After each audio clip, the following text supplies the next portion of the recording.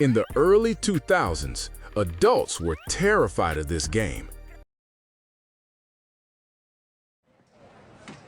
After 5 years on the East Coast, it was time to go home.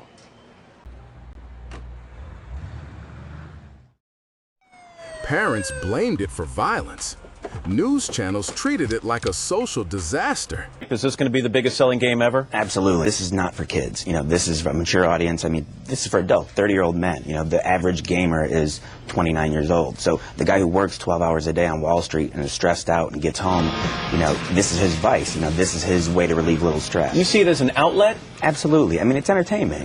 It's like if it's an outlet, why do we need beating up people, shooting people, getting points for killing cops, hanging out with hookers and pimps as an outlet? Absolutely. I'm not going to defend every aspect of it, but just like a Hollywood blockbuster, I mean, people go for the entertainment value. And what Tony doesn't apparently know, these games are actually processed in an adolescent and in a teen in the part of the brain in which copycatting is likely to occur, whereas adults process them in the forebrain where differentiation between reality and fantasy occurs. Jack, let me let Tony respond. Yeah, that's absurd. There's no medical there's no findings, no research, no studies whatsoever that say games are bad for children or it changes your mind whatsoever. That's the first thing. Second thing is, these are not simulators for gang violence. I mean, this isn't the bloodiest game ever. This isn't the most violent game ever. This is the biggest game ever. There's far bloodier games, but this is for the parents inside. You need to know where your child's at. Law enforcement has found repeatedly, as in Grand Rapids, Michigan, that some young people played Grand Theft Auto 3, hopped in their truck. Then the laws have to get tougher, and you got to make sure that store owners have to ask for ID of children, and parents don't go buy it with them. It's the same old song and dance, rock and roll, and everything that you want to pick from throughout the years. It's the parents' job. Politicians called it dangerous. And if you were a kid playing GTA San Andreas back then, there's a good chance somebody looked at you like you were becoming a criminal. Well, honestly, looking back, I kinda understand why they were scared. Because San Andreas gave players an absurd amount of freedom. You could steal fighter jets, start gang wars, spawn tanks with cheat codes, fight police helicopters with rocket launchers, or punch somebody so hard they literally flew across the street. And the best part? For an entire generation of kids, this wasn't just a game. It was freedom. Oh, shit. Here we go again. And maybe that's why people still talk about GTA San Andreas like it was some kind of icon. Because the gaming industry spent the next 20 years trying to copy GTA, but somehow forgot what made San Andreas special in the first place. Part 1. The game adults thought was destroying kids.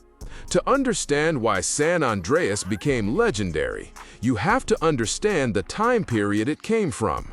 The early 2000s were completely different. The internet wasn't fully mainstream yet. Social media barely existed. And video games still felt mysterious to a lot of adults. Most parents had absolutely no idea what their kids were actually doing in games. So when GTA exploded in popularity, people panicked, and Rockstar absolutely knew what they were doing. New blockbuster. It's a game called Grand Theft Auto. It's all about a car chase through the streets of a fictional, probably American city. Here are some of the maps they've been working on. We can take any car we want. You can see they do use real instruments here. The hip-hop station, there's a variety of different stations in each car that you go into. Every time you get into a car, you get different music? Yeah, different station. No, everything's composed in-house, yeah. You might think Darren here has gone completely mad, but what he's actually doing is executing punches in the motion capture department. Those punches that he's doing, they're actually being picked up on a computer here, will be used to animate models. This is the testing department, and Gordon and Fiona here just get to play Grand Theft Auto all day. Every stage to tell them what is fun. A programmer has an idea of what a game should do, but a programmer's ideas aren't always fun. Fiona, the only woman in a room full of boys, and you've always played computer games? From a very early age, yep. Different sort of people like different types of things, puzzle games, action-adventure games. We're finding that network games are quite popular these days. How important is Grand Theft Auto for the future of the company? Grand Theft Auto is one of the first games that will be released with the BMG publisher, and we're hoping to develop future products and hopefully games that people find interesting and enjoyable, innovative products that nobody's ever seen before. This was a game about gangs, crime, violence, corruption, drugs, police chases, strip clubs. You could steal cars in broad daylight, run from the cops, and cause complete chaos for absolutely no reason. Come on in, homeboy, hit! People are targets for the violence. To adults watching from the outside, San Andreas looked insane. News stations talked about it like it was a threat to society. Politicians blamed it for corrupting kids. And suddenly, GTA became the symbol of everything wrong with gaming. But here's the real part that people who didn't play it understand. Most people who actually played San Andreas weren't becoming violent criminals. They were doing something much dumber. They were using cheat codes to spawn a jetpack. That's what made the game special. Because despite all the controversy, San Andreas wasn't really remembered for being disturbing. It was remembered for being fun. And modern gaming honestly forgot how important that difference is. Part 2. The chaos was the point. This is the part modern games completely fail to understand. San Andreas didn't care about balance, it cared about fun. And the cheat codes perfectly represented that philosophy. You could make cars fly, spawn tanks instantly, turn pedestrians into rioters, give yourself infinite ammo, max out your wanted level, or literally make people attack each other in the streets.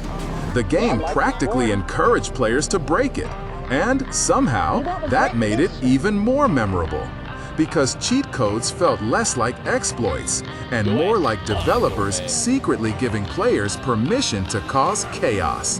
Modern games almost never do this anymore. Now everything is controlled, balanced, carefully designed around progression systems, battle passes, monetization, player retention. Modern games are terrified of players breaking the experience. But San Andreas understood something. Sometimes breaking the experience is the experience. Some of the greatest memories people have with this game weren't even story missions. It was doing stupid things with friends, flying a tank into a building, starting gang wars for no reason, jumping off mountains with BMX bikes, seeing how long you could survive at 6 stars, or typing random cheat codes you found online at 2 a.m. That chaos became part of gaming culture itself. And that freedom taught players something modern games rarely teach anymore: experimentation. San Andreas constantly rewarded curiosity. What happens if I do this? What if I go over there? What if I ignore the mission entirely and just mess around? The game almost always had an answer. And because of that, the world felt something to live in, not just for the sake of it, but because it's fun. Hey, good looking, what you got cooking? How does it feel to be looking at me?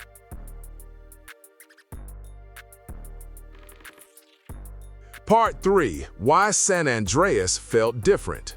San Andreas didn't really feel big. It felt unpredictable. It's up to you and knowing the consequences. It's actually a good way of showing kids that if you did something wrong, you should and will face the consequences. In their defense, the whole game is not just about, like, you can't just beat up cops and, beat up women. When you turn on the people that are, in theory, to protect you, the whole game turns in on you. So you're saying there's violence, but there's consequences for that violence. Absolutely. I mean, when it boils down to it, it depends, it all boils down to parents. I mean, this is a parent issue. You don't want it again? Then stop doing it. That's the difference. Modern open world games are technically larger, more detailed, more realistic. But a lot of them feel strangely artificial, like every moment was carefully planned by a committee. San Andreas is not real, but for some reason feels like real life. Felt messy, but that messiness gave it personality. You had cities, Countryside areas, casinos, gang territories, gyms, haircuts, dating, random NPC interactions, ridiculous radio stations. The game constantly threw weird ideas at the player, and it worked. San Andreas felt less like a corporate product and more like somebody's insane imagination. You could feel developers experimenting. Modern games ask, how realistic can we make this? San Andreas asked, wouldn't it be funny if the player could spawn a tank and fly across the map? I came here for a potty job. Good, sir. Proceed to the manager's office on your right. I came here for a potty job. Good, we need commercial pilots. Show me your license, sign the contract. Change your clothes and you can start.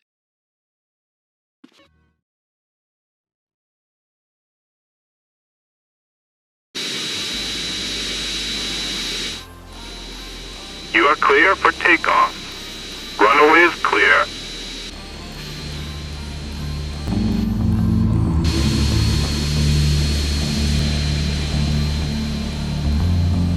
This is incredibly rare now. And while modern games became more cinematic, they also became less playful. Contradictory, isn't it? Video games should be played, but they restrict playing.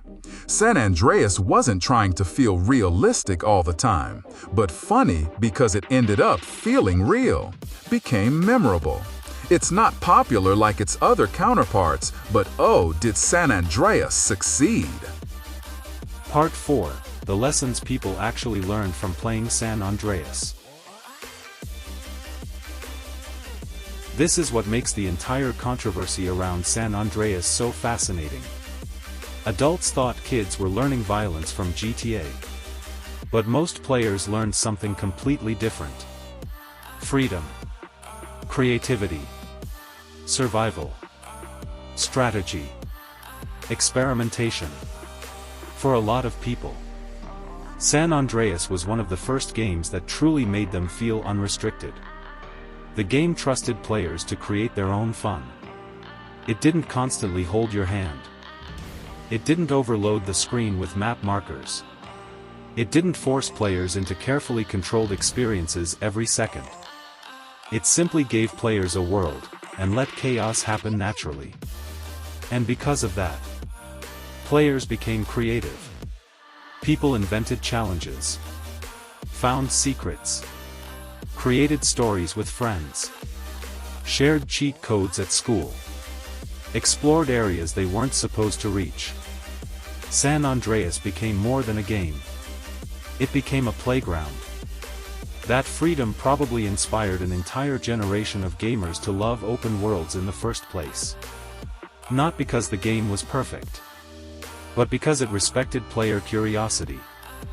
Modern games often try to impress players. San Andreas tried to entertain them. And that made it timeless.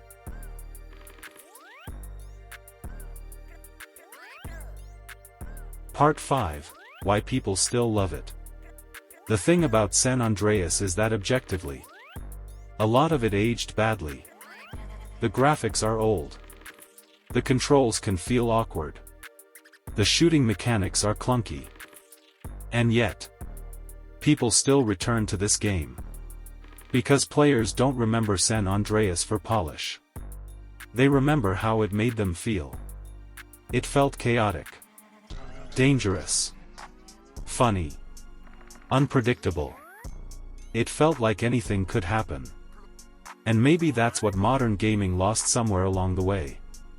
Games became bigger, more realistic, more cinematic. But very few of them feel as free as San Andreas did in 2004. And that freedom might be the real reason adults were scared of it back then. Because it gave players complete control.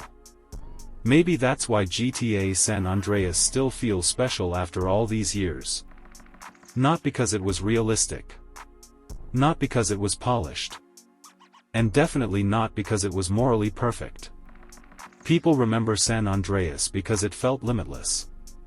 It felt like a game made by developers who genuinely wanted players to have fun. Modern games became more expensive, but very few of them feel as alive as a PlayStation 2 game from 2004. This has been Akane verse. So if you grew up with San Andreas, or if you think modern games lost something along the way, let me know down in the comments. What's one game that truly felt alive to you? And if you enjoyed this deep dive into gaming history, nostalgia, and the strange psychology behind the games we never forgot, subscribe or CJ will come for you. Just kidding. Or am I? I'll see you in the next one. Still wearing prison issue, man. Okay, fine. Now shut up. Who are we here with? Young Melee, CJ from Grand Theft Auto San Andreas. Tell him who you is, nigga. CJ from San Andreas. Can you say, "Aw shit, here we go again"? Nigga, just say, "Aw shit, here we go again." Oh shit, here we go again.